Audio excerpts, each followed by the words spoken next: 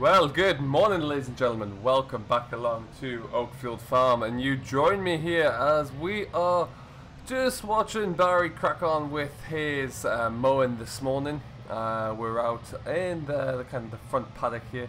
There is not a lot of grass here, but that's kind of what we were expecting given the amount of, or the lack of any kind of fertilizer on here at all. So it's coming through, it's coming off quite dry, which is good. It's a little bit cloudy out here today, so it's not a great deal of sunshine coming through yet. The cloud cover is supposed to break away though as the day progresses, and we should get some nice good few hours of sunshine out here. We are, as you can see, there's next to nothing. It's been spread out quite flat here, which is good. It means it's going to dry through. There's a nice warm breeze blowing through actually, so that's going to help dry it out no end as well. And it should allow us to kind of get this all picked up tomorrow, all being well.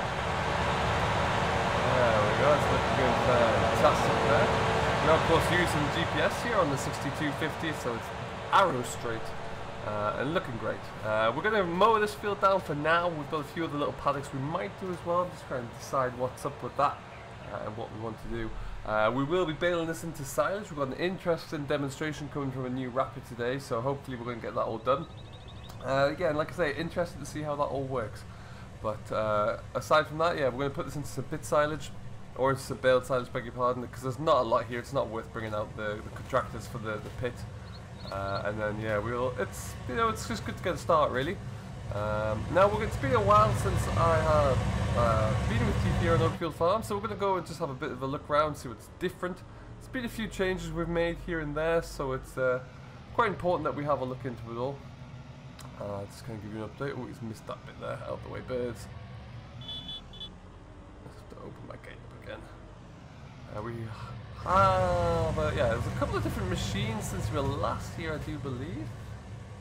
But yeah, not a great deal has changed on that front. We are still in the dairy industry. We were toying with the idea of moving away from it, but we've opted to stay in, for now at least. Milk quotas actually went up for a little bit, and we've been able to lock in a few good long-term contracts, which is allowing us to, and affording us the opportunity to do some diversification really. So that is good. The Fendt 1050 is still here and going strong. It's been a fantastic workhorse for us, it really has. And I don't know what we'd do without it, in all honesty. There, it's pulling everything like a charm, and it really does give us that extra flexibility. And yes, that's all going well. John Deere Combine, we still have the 7 Series. It's not currently here at the moment. It's away the local dealer's being fixed up. So that will be coming back to us soon. I think it's coming back today actually at some stage. So that is good.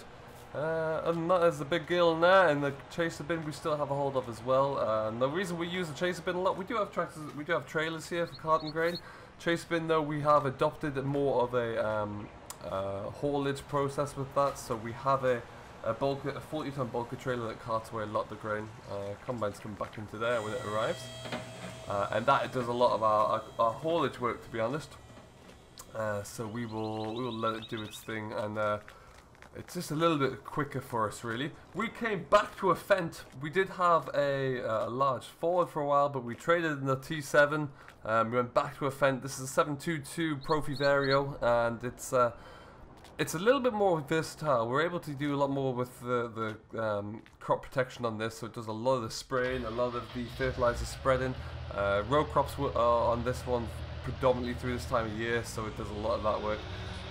Now we have avoided the temptation to move to a self-propelled sprayer. Main reason for that is driven by cost really. Just the expenses attached to a self-propelled sprayer are huge.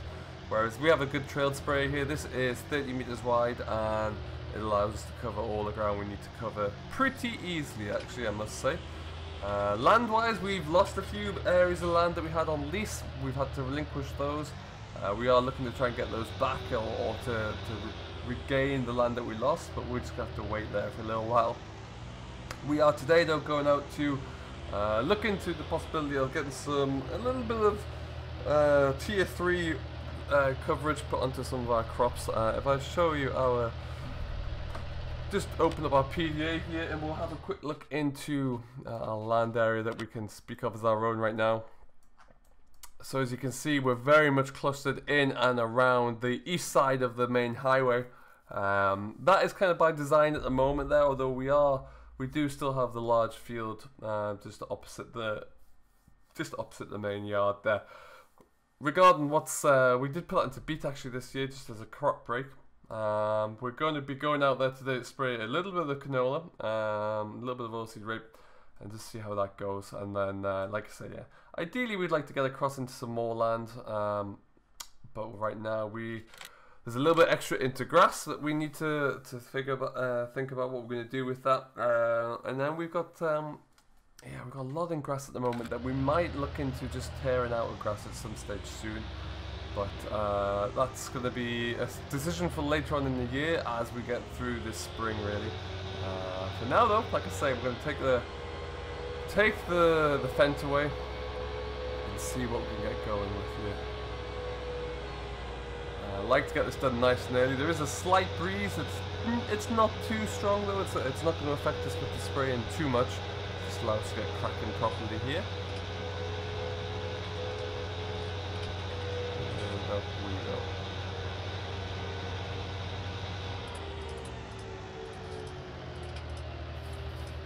So how you all doing anyway? It has been quite some time. Hope you're all very well, whatever you're getting up to.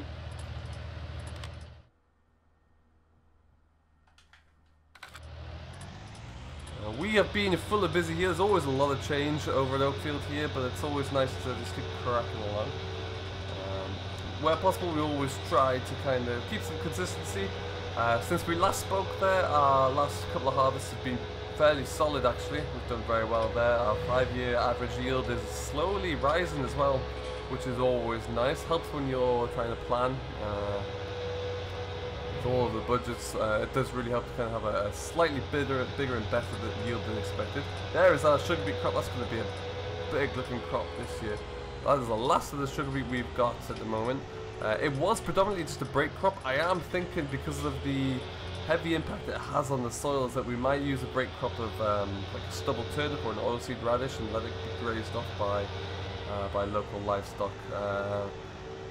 From an establishment standpoint there, as much as the sugar beet is a good break crop, it takes a lot of turning over the soil, breaks up a lot of the soil structure every time you have to establish that, and it's something I want to try and get away from where possible. Whereas if we just reverted back to, let's say, a grass crop or a oilseed radish, it's something that could be drilled as a direct drill, and then with a bit of Roundup, you can always reapply quite quickly, and then re-drill in the next crop. So that's what we're kind of thinking of there.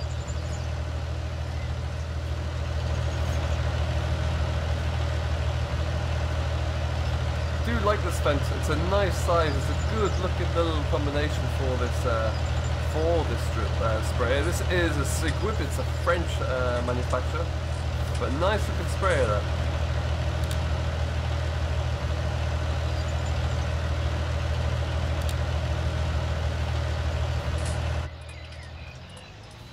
Yeah, I mean, we do obviously we've got the 1050 on the yard there, and our fence have been, well, we never had a problem with the old 718 we had. The 1050 has just picked right up from there. That's been an astonishingly good tractor for us thus far. One issue we have had was entirely my own fault, where I splashed the back window on it by accident, but we got that one swapped out. But yeah, as a machine, absolutely faultless. It really, really is. All our machines are running GPS as well. We're fully automated now, which is something that I swear by these days. It really, really do. It allows us to have very rate application for all of our equipment. Our drills, sprayers, fertilizer spreaders all work off the same.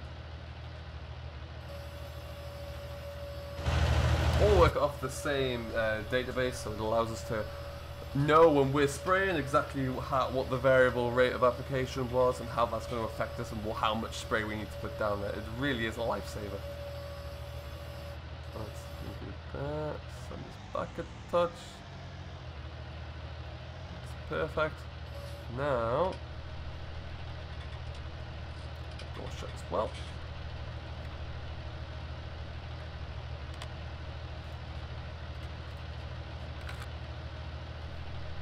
We're just going to have to create our GPS track here. We're going to do an AB line so it gets squared off the field.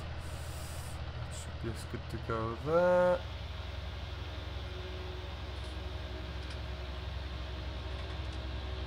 As you can see, this field of wheat really isn't that far away. What we're doing here really is just giving it that last kick, that last push really. Should be good. Oh, there we go, GPS kind of misfired there a little bit, never mind.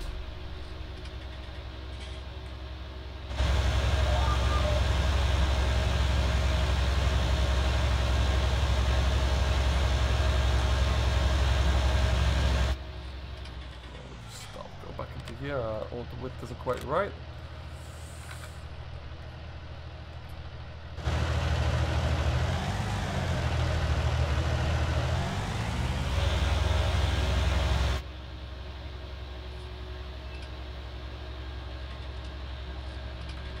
Perfect, and away we go. So far for this harvest here, we have got in the region of about 70 acres of wheat to harvest. We've got in the region of a little bit less than about 50 acres of oilseed rape in the ground as well. I am toying with the idea of trying to get some spring wheat in as well, because we've got quite a few acres of idle land at the moment we could do kind of kicking on. But we had a bit of a break in some of our land this year, so at the moment we really don't have a lot of output for our combine, which is why we've got a little bit of contract work lined up, just so we can, you know, utilize every bit all of our equipment to its highest extent. If we can get that in, then that'll be really satisfying, just to allow us to really kick on, which is what I'm hoping for there really. We do have the capacity really for 1,000, 1,200 acres of these, so as you can see we're already at about 10% of what we should be. Next year we'll see a big change up in that though, as we really push ahead, so we'll see how that one goes. Other than that, like I say, we are doing an interesting trial coming up shortly with a new kind of inline bale wrap. I've seen a few of them advertised, and something I want to try out just to see how it works. We're going to just use the silage pit this year to store bales in that area around the silage pit. So yeah, we're going to see how it all comes together. Oh, got a little bit stuck there. I need to make sure my sprayer boom isn't going to catch on the side. There we go, white spot into that field there. What it will do is it might well just make everything a little bit more efficient, which is the aspect that really intrigues me, so we'll see how that all works out. But yeah, we're always demoing new equipment and seeing what we can do. We're kind of at the moment changing slightly further towards minimum or zero tillage, just to we're trying to really preserve our soil condition, doing a lot of reading and research into soil quality, soil preservation, so that's kind of my focus right now. As a result of that, this field was a bit of a trial field, and this is only the second application of any pesticide or herbicide we've had to put onto this field, which is good, really reducing our input costs, which means that when we do get our crop back there, the profit margin should be that little bit higher, which is ultimately what we're striving for here. But we want to do that at the best possible impact for any environmental measures.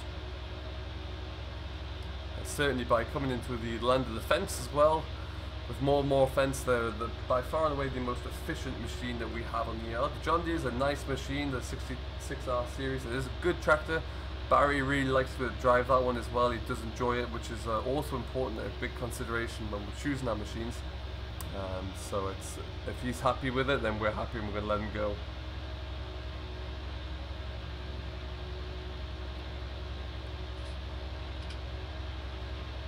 But otherwise, yeah, it's nice to have you back on board. We're going to be doing a lot of different work coming up soon. Like I say, got a lot of contract work on board these days. Kind of out towards the east of the area, the region here. There's a lot of a recent farmer who is kind of slowly retired but kept the land. So we do a lot of stubble-to-stubble contracts for him. So a lot of the establishment, crop protection and harvest at the end. So this year will be the first year that we're doing the full cycle, so that's going to be quite good. Hence the reason the combine is away at the moment, just being serviced over as part of the warranty. Make sure it's all looking good and ready to roll, which it is. We got rid of the MacDon header. We went for a Draper header in the end. The MacDon was just slightly too big for the area. That was like 13 meters, so we're on a 9-meter MacDon header now, which is working very well. The combine can ideally handle like a 10 or 11 meter header. It could even handle the 12 meter of the MacDon, but the infrastructure here just didn't allow for it really, so we had to be a little bit careful there. Just swing itself out a bit more. Need to watch this hedge line actually. So yeah, because the infrastructure wouldn't quite handle it, we have scaled down a little bit, but the output is pretty much the same from the combine because of the sheer size of the 7 series or the S series combine John Deere. It's massive. Really does allow us to get through a lot. You may remember from many years, well, many months ago, we actually put a whole load of organic compost onto this field, and the difference that made in the following yield was night and day. It was incredible. We are going to be looking to do that again, hopefully at some stage. We do mix in a lot of organic or cattle muck as well into the equation, which is always a good substitute. But yeah, that organic compost was really, really good. Unfortunately, our first source has dried up, so local business are just in the valley here.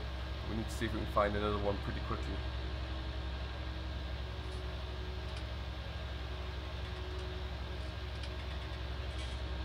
Alrighty.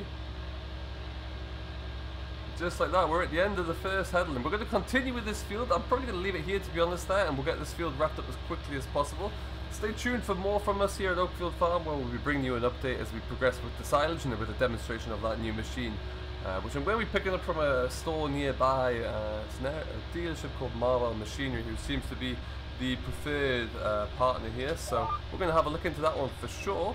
But do let me know if you have any questions, comments or feedback, and I'd be glad to help you out with those where possible. But for now, we'll leave it here. Thanks ever so much for watching. Do hope you have enjoyed. We'll see you in the next one.